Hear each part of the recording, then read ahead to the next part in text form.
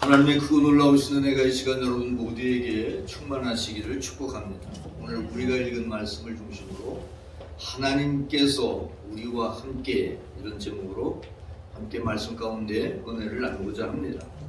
이제 오는 주일, 다음 주일이 성탄절인데, 성탄절은 전 세계적인 가장 모든 사람들이 즐거워하는 축일입니다. 이 성탄절의 인사는 거의 세계 공통이라고 할 정도로 메리 크리스마스 이렇게 인사하는 것을 볼 수가 있는데, 사람들이 왜 이렇게 성탄절을 좋아할까? 사실 성탄절은 믿는 사람들, 우리가 구원받아 하나님의 자녀가 된 사람들이 예수님의 탄생을 기뻐하고 기념하고 그리고 감사하고 이런 날이거든요. 하나님께 예배하고 그런 날인데, 이 예수님을 믿지도 않는 사람들도 성탄절을 참 좋아합니다. 왜 그럴까? 그냥 잘 모르면서, 그 성탄이 무엇을 의미하는지조차 의미도 모르면서 마냥 즐거워하는 것을 볼 수 있는데, 자, 왜 그럴까? 사실 우리는 모르면서 좋아하는 경우들도 많이 있습니다. 무엇이 어떤 의미를 가지고 있는지 모르면서도 그냥 좋아할 때도 있었는데, 이 성탄절이 믿지 않는 사람들에게 그런 의미인 것 같은데, 성탄절이 무엇일까? 여러분 잘 아시다시피 성탄절은 예수님이 이 세상에 태어난 날을 우리가 기뻐하고 또 감사하고 예배하고 그런 날이 성탄절이죠. 사실 그 12월 25일 날 그 성탄절을 우리가 지키는데, 예수님이 그날에 태어나셨다는 의미는 아닙니다. 그날에 12월 25일에 태어나셨다, 그건 아니에요. 언제 태어나셨는지는 정확하게 날짜는 모르는데, 예수님의 탄생은 분명하죠. 탄생하셨잖아요. 그래서 그것을 우리가 기념하는 거예요. 여러분 생일 모르면, 내 생일 모르니까 나 생일 안 지켜, 그런 사람도 있겠죠. 그런데 내 생일을 모르는데 그냥 내가 이날을 내가 태어난다고 할 거야. 그리고 지키면 돼요, 안 돼요? 돼요. 안 돼요? 돼요. 되죠. 사실은 초기 기독교는 300년 가까이 핍박 시대를 살기 때문에 성탄절을 지킨다고 하는 것은 굉장히 어려운 일이었습니다. 그저 믿음을 지키는 그런 것이 할 수 있는 최선이었던 것이죠. 심지어는 그 갑바도기아에 가면 대림구유라 해서 지하 도시가 있어요. 큰 데는 한 몇십만 명이 살 수 있는 지하 도시. 지하 막 10몇 층까지 파고, 우리는 올라가잖아요, 아파트 지는데. 거기 파고 내려가서 거기에 거주하면서 믿음을 지키는 사람들도 있었고, 카타콤베라고 해서 로마에 가면 지하 무덤이 있잖아요. 그 무덤 속에 사람들이 안 들어가니까 그 무덤 속에 들어가서 숨어서 믿음을 지켜야 하는 그런 상황 속에서 성탄절을 지킨다고 하는 것은 매우 어려운 일이었습니다. 나중에 이제 로마의 황제 콘스탄틴 대제가 기독교를 공인하면서 그때부터 이제 절기를 지키게 되죠. 성탄절도 지키게 되고 부활절도 지키게 되고 여러 가지 절기를 지키게 되는데, 성탄절을 지켜야 되는데 언제 태어나셨는지를 모르는 거예요. 성경에 기록이 없어요. 그래서 12월 25일을 이제 물론 교회 회의를 통해서 결정합니다만은 그 성탄절을 지키기로 결정을 하고 12월 25일에 성탄절을 지킵니다.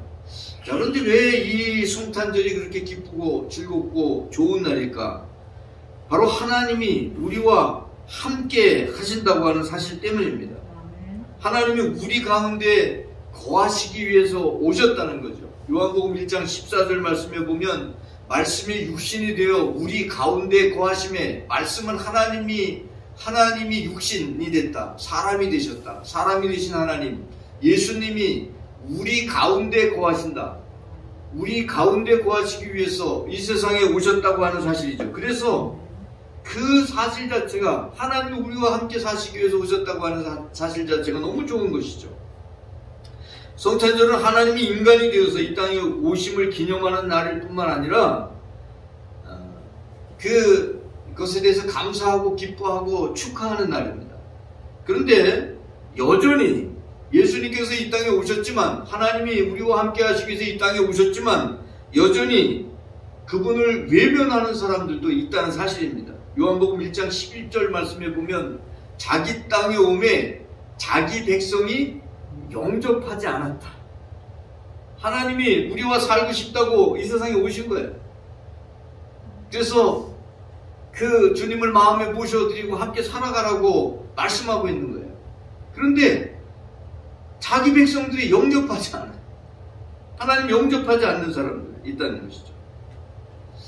그러나 외면하는 사람만 있는 것이 아니라 정말 하나님의 은혜를 깨닫고 우리를 구원하러 오신 그분을 영접하는 사람들이 있습니다.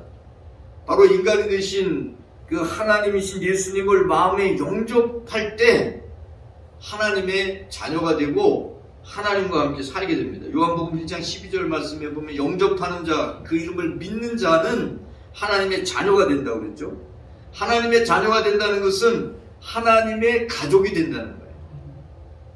여러분, 가족은 함께 밥을 먹죠. 그죠? 그래서 뭐라고 얘기합니까?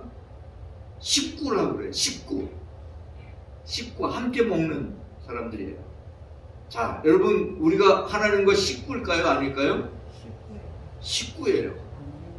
요한계시록 3장 20절 보세요. 누구든지 내 음성을 듣고 문을 열면 내가 그에게로 들어가 그와 더불어 먹어요. 또 그는 나와 더불어 먹어요. 그러니까 뭐예요? 식구예요. 식구. 여러분이 예수 그리스도를 영접해서 하나님의 자녀가 되면 하나님의 가족, 하나님의 식구가 된다는 사실을 기억하시기 바랍니다. 바로 이렇게 하기 위해서 오신 분이 이 땅에 태어나신 하나님의 아들이신 예수 그리스도이시고, 이것을 아는 것이 성탄의 참된 뜻을 아는 것이라는 것을 여러분 기억하시기 바랍니다. 오늘 말씀에 보면 우리와 함께 하시기 위해서 오신 그 하나님이 성령으로 잉태를 하십니다. 첫 번째 우리가 함께 나누고자 하는 것은 성령 잉태에 대한 말씀인데, 성령 잉태라는 게 뭐냐? 바로 하나님이 이 땅에 임하시는 임재 방식이에요. 성령 잉태는 하나님이 세상에 임하시는 임재 형태예요. 임하시는 방법이에요. 보통 사람들은 어떻게 태어납니까? 부정모혈이라고 해서 아버지 어머니 사이에서 태어납니다. 그런데 사람이 되신 하나님은 다른 방식으로 사람이 되셨어요. 그것은 바로 성령을 통해서, 하나님의 영을 통해서 잉태가 되었다는 사실이죠. 그래서 성경은 예수께서 마태복음 1장 16절 한번 보세요. 야곱은 마리아의 남편 누굴 낳았어요? 요셉을 낳았어요. 요셉의 아버지가 누구예요? 야곱이에요. 야곱은 마리아의 남편 요셉을 낳았어요. 자, 그런데 보통은 족보를 보면 아브라함은 이삭을 낳고 이삭은 야곱을 낳고 야곱은 누구를 낳고 쭉 이렇게 나가죠. 그죠? 누구예요? 다 남자예요. 그런데 야곱이 요셉을 낳았어요. 요셉을 낳았는데 그리스도라 칭하는 예수는 누가 낳았어요? 마리아에게서. 이거 쉽게 말하면 아버지가 없이, 세상에 아버지가 없이 태어났다. 어떻게 태어나냐? 이게 바로 성령으로 잉태된다. 성령으로. 그래서 마리아에게서 그리스도라 칭하는 예수가 나셨다. 이렇게 말씀하고 있는 거죠. 다른 거예요. 전혀 다른 방식으로 태어났다. 이게 하나님이 바로 이 세상에 오시기 위해서 세상에 임재하시는 방법이라는 사실입니다. 그래서 18절, 20절 말씀해 보니까 그의 어머니 마리아가 요셉과 약혼하고 동거하기 전에 무엇으로? 성령으로 잉태된 것이 나타났다. 또 요셉에게 함께 결혼하기로 되어 있고 약혼한 상태에 있었던 요셉에게 무서워하지 말라. 그에게 잉태된 자는 무엇으로? 성령으로 된 것이다. 성령으로 된 것이니까 무서워하지 말고 마리아 데려와라. 데려와서 함께 살아. 이렇게 말씀하고 있는 것을 볼 수가 있습니다. 이것이 바로 하나님이 이 세상에 임하시는 방식이에요. 방식. 사람의 방식은 부정모혈, 아버지와 어머니 사이에서 태어나는 거예요. 그죠? 그래서 번성하는 거예요. 이게 사람이 살아가는 방식이에요. 근데 하나님이 이 세상에 임하시는 방식은 하나님의 영을 통해서 바로 마리아에게 하나님의 영이 임재하심으로 잉태가 되고 그래서 태어나시고 그래서 이 땅에 사람의 몸으로 오시는 것이죠. 자, 오늘 우리가 읽은 말씀 19절에 보면 19절 한번 볼까요? 그의 남편 요셉은 어떤 사람이에요? 의로운 사람이라 이렇게 표현하고 있는데, 자, 의로운 사람이라는 게 뭐 때문에 의로운 사람이라는 거예요? 이 사람이 왜 의로워요? 하나님이 바로 이 마리아가 같이 결혼해서 살기도 했는데 아기를 가졌어요. 아직 살지도 않았는데. 그러면 그때 당시의 사람들은 이게 엄청나게 큰 문제이기 때문에 로마 유대인들의 율법으로 하면 잘못하면 마리아는 죽을 수도 있어. 돌에 맞아서 죽을 수도 있어. 그런데 요셉이 하나님이 말씀하시는 그 말씀을 그대로 다 받아들인 거예요. 의심하지 않고 성령으로 말미암아 잉태했다고 하는 그 사실, 그 하나님의 임재하시는 그 방식을 그대로 믿은 거야. 믿고, 그리고 분명히 이 마리아에게 잉태된 아이는 마리아하고 같이 산 적이 없기 때문에 이 아이는 자기 피가 아니라는 것을 요셉은 너무나 잘 알죠. 그럼에도 불구하고 성령으로 잉태됐다고 하는 사실, 하나님이 그에게 임하시고 그에게 바로 성령으로 잉태됐다고 하는 사실을 믿고 그렇게 태어나신, 성령으로 태어나신, 마리아에게서 태어나신 그 예수님을 자기 아들로 인정한, 이거는 뭐 양자로 받아들인 것도 아니고 내 아들로 그냥 받아들인 그런 사람이 바로 요셉이라는 거예요. 그래서 요셉을 의로운 사람이다 이렇게 표현을 하고 있는 것을 볼 수 있습니다. 성령 잉태는 하나님이 이 세상에 태어나기 위해서 하나님이 택하신 임재 방식, 하나님이 임하시는 방식이라는 사실입니다. 두 번째는 하나님의 임재는 왜 하나님이 그러면 이 땅에 오시느냐 말이죠. 왜 오셨을까? 바로 자기의 백성을 구원하기 위해서 오셨다는 게 바로 오늘 말씀의 아주 중요한 핵심입니다. 자기 백성을 구원하기 위해서 오신 거예요. 하나님은 선지자들을 통해서 계속해서 자기 백성들을 하나님께 돌아오라고 부르십니다. 에레미야 3장 12절 말씀, 호세아 14장 1절 말씀에 보면 한번 볼까요? 여호와께서 이르시되 배역한 이스라엘아 돌아오라. 선지자들이 예언자들이 외친 말씀이 바로 하나님께 돌아오라는 거예요. 하나님께 돌아오라. 호세아 14장 1절 말씀에도 보니까 이스라엘아 내 하나님 여호와께로 돌아오라. 돌아오라고 계속 부르시는 거예요. 지속적으로 계속 권면했습니다. 근데 안 돌아와요. 귀가 막혔어요. 듣질 않아요. 돌아오질 않고 계속해서 배역한 삶, 하나님을 반역하는 삶을 살아갑니다. 그래서 하나님이 친히 세상에 오시기로 작정하신 것이죠. 그래서 그분이 오시는데 오늘 우리가 읽은 말씀 21절 말씀에 보면 아들을 낳으리니 그 이름을 뭐라고 해요? 예수라고 하라. 이는 그가 자기 백성을 그들의 죄에서 구원할 자다. 바로 예수라고 하는데, 예수라고 하는 말의 뜻이 구원하는 자라는 뜻이에요. 그가 자기 백성을 그들의 죄에서 구원할 것이다. 이게 바로 오늘 우리가 태어나기 전에 바로 주신 말씀인데, 자기 백성을 죄에서 구원하는 것, 이게 바로 구원자. 예수라는 이름이 구원자라는 뜻입니다.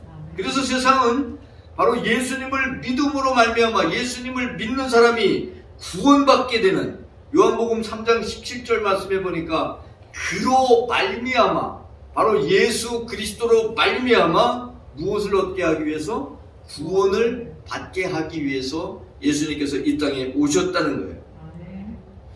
여러분, 예수님이 오신 것 때문에 모든 사람이 구원받을까요? 구원받지 못할까요? 예수님 오셨으니까 다 구원받아요? 믿는 사람. 분명히 예수님은 구원하러 오셨어요. 하나님의 자녀로 만들기 위해서 오셨어요. 그런데 모든 사람이 구원받지는 않아요. 왜 그럴까요? 예수님을 영접해야 된다는 사실, 믿어야 된다는 거예요. 믿지 않으면, 믿는 자만 구원받고 믿지 않으면 구원받지 못한다고 하는 게 바로 성경이 말씀하고 있는 거예요. 바로 예수님이 오셨어요. 오셔서 손을 내미세요. 내미는데 그 손을 잡고 주님을 따라가는 사람은 구원을 받아요. 근데 여러분, 손을 내미는데 그 손을 잡지 않고 뿌리치는 사람도 있어요. 그 뿌리치는 사람은 구원받을 수 없다는 사실을 성경은 분명하게 말씀하고 있다는 사실입니다. 하나님이 우리에게 오신 것은 자기 백성, 하나님의 백성들을 구원하기 위해서 오셨다는 거예요. 세 번째는 하나님의 소원이 있는데, 하나님의 소원이 뭘까? 하나님의 소원은 우리와 함께 하시는 거예요. 우리와 함께 사시는 거예요. 그게 하나님의 소원이에요. 여러분, 이름을 짓잖아요. 이름을 지을 때 아무개 이렇게 이름을 짓죠. 그 이름을 지을 때 그냥 짓는 게 아니라, 예전에 그냥도 졌어요. 뭐 개똥이, 뭐 끝순이, 뭐 그러면서 이렇게 그냥 대충 지은 이름도 있어. 근데 이름을 지을 때 여러분 이름을 이렇게 다 보면 다 나름대로 의미가 있어요. 그죠? 이름 의미가 없어요? 왜 그렇게 졌는지 몰라요? 이래요. 알아요. 자기 이름에 왜 그렇게 졌는지 다 알아요. 우리 제 이름은 교자 석자잖아요. 교자가 이제 돌림이에요. 돌림. 그래서 교자인데 가르칠 교자. 가르칠 교자에다가 그 뒤에다가 이제 이름을 쭉 짓는 거예요. 그래서 우리는 다 교호 누구 이렇게 이름이 그래. 그런데 이 교자는 어쩔 수 없죠. 돌림이니까. 근데 뒤에 자는 이 아이가 어떻게 자랐으면 좋겠다. 어떤 사람이 됐으면 좋겠다. 그래서 거기다 한자를 집어넣어요. 그죠? 그렇게 이름을 짓습니다. 그 주석석자인데 그 주석석자의 또 다른 뜻이 준다는 뜻이 있어요. 준다. 그래서 가르침을 준다. 이런 뜻이 제 이름의 뜻이에요. 몰랐죠? 근데 말씀을 가르치는 일을 하게 된 것 같아요. 그래서 이름을 그렇게 전해서 이렇게 했는데, 이 이름을 지을 때 그 이름에 그 부모가 소원을 담아가지고 이름을 짓습니다. 이 사람이, 이 아이가 어떻게 됐으면 좋겠다. 자, 여러분, 예수라고 하는 이름을 지으라고 했는데 또 다른 이름을 하나 주시죠. 23절 볼까요? 23절 보면 그의 이름은 임마누엘이라 하리라 하셨으니, 이를 번역하니까 뭐예요? 하나님이 우리와 함께 계시다. 자, 예수라고 하는 이름을 예수라고 지으라고 그랬어요. 근데 그 이름을 또 임마누엘이라고 하라, 이렇게 했습니다. 자, 임마누엘이라고 하는 이 이름은 신약에만 나오는 것이 아니라 이사야 7장에도 보면, 이사야 7장 14절 말씀에 보면, 보라, 처녀가 잉태하여 아들을 낳을 것이고 그의 이름을 임마누엘이라 하리라. 여기에는 예수라고 하는 이름이 없이 임마누엘이라고 하는 이름만 나오고 있는 것을 볼 수 있는데, 그 뜻이 뭐라고요? 하나님이 우리와 함께 계시다라는 뜻입니다. 자, 무슨 얘기일까요? 그 이름을 임마누엘이라고 지어라. 하나님이 우리와 함께 하시다라는 뜻이다. 뭐예요? 이 이름 속에, 임마누엘이라고 하는 이름 속에 하나님이 원하시는 것, 소원하시는 게 담겨 있는 거예요. 뭐예요? 우리와 함께, 나와 함께 계시고 싶어 하신다. 임마누엘, 예수님을 마음에 모셔드려 하나님의 자녀가 돼서 하나님과 함께 살아가는 것, 이것이 하나님이 원하시는 소원이라는 거예요. 하나님은 여러분이 하나님과 함께 살아가는 걸 원하십니다. 그래서 바로 예수님께서 인간의 몸을 입고 이 땅에 오셨고, 뿐만 아니라 성령을 약속하시죠. 보혜사를 약속하시는데, 보혜사를 약속하시는 이유도 바로 우리와 함께 하기 위함이에요. 요한복음 14장 16절 말씀에 보면 그가 다른 보혜사, 다른 보혜사라는 성령을 가리키는데, 보혜사를 너희에게 주사 어떻게 해요? 영원토록 너희와 함께 있게. 그냥 잠깐 동안 함께 있는 것이 아니라 영원토록. 이 영원토록 하나님과 함께 있는 게 뭐예요? 두 자로 뭐라 그래요? 두 자로 얘기하잖아요. 영원토록 함께 살아. 길 영자에다 영자에다가 함께 살아. 영생. 생자. 영원토록 함께 사는 게 영생이에요. 그래서 우리가 예수 믿고 구원받아 하나님의 자녀가 되면 무엇을 얻는다고 얘기해요? 영생을 얻는다. 왜? 영원토록. 이게 영원이라는 것은요, 시간은 태초에서 태말로 이게 끝나는 거예요. 주님이 오시면 이 세상의 시간은 끝나요. 끝나면 뭐가 어떻게 되냐? 그때부터는 영원이라고 하는 시간이 시작되는 거예요. 이것을 가리켜서 영원이라고 얘기하는데, 이 영원의 시간에 하나님과 함께 사는 삶을 뭐라고 얘기해요? 영생이라고 얘기하는 거예요. 하나님과 함께 살지 않는 사람은 뭐예요? 영벌이라고 얘기하죠. 이게 뭐예요? 지옥이에요. 지옥. 이게 영원이라는 시간은 이제 주님이 오심과 함께 영원이라고 하는 시간이 계속될 거예요. 되는데 이 영원의 시간을 어디서 결정하냐 하면, 우리가 이 땅에 살아가면서 우리를 구원하시고 우리와 함께 하시기 위해서 이 땅에 오신 예수 그리스도를 마음에 영접해서 하나님의 자녀가 되느냐, 하나님의 자녀가 되지 않느냐, 여기서 결정됩니다. 그래서 우리가 여기서 결정하고 그 다음에 영원히 살 때 하나님과 함께 영원히 사는 것을 영생이라고 얘기하고, 그래서 하나님과 함께 영원히 살 것이냐, 아니면 하나님 없이 하나님과 격리된 상태에서 살 것이냐. 없어지는 게 아닙니다. 없어지는 게 아니고 그렇게 사는데, 그래서 영생에 들어갈 것이냐 영벌로 떨어질 것이냐 라고 하는 것을 어디서 결정해요? 오늘 지금 우리가 살아가는 여기서 결정하는 거예요.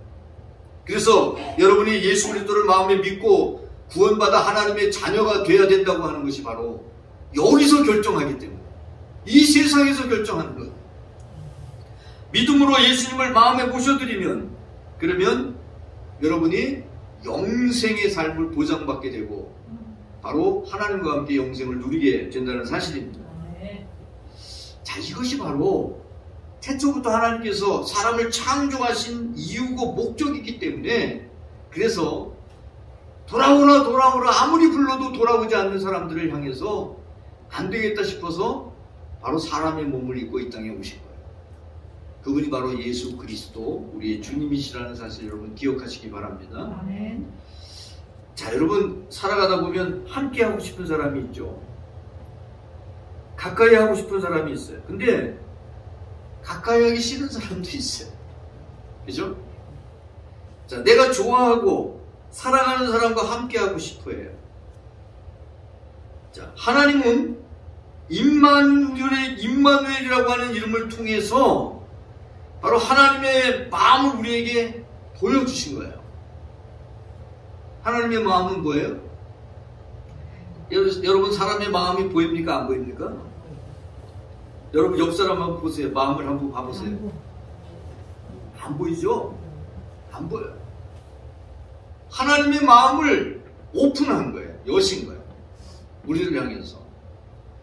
하나님의 마음을 열면서 내가 이렇게, 내 마음은 이렇다라고 하는 게 바로 임마누엘이에요. 내가 너와 함께 하고 싶어. 네가 믿음으로 나와 함께 사는 걸 나는 원해. 라고 말씀하시면서 마음을 연 거예요.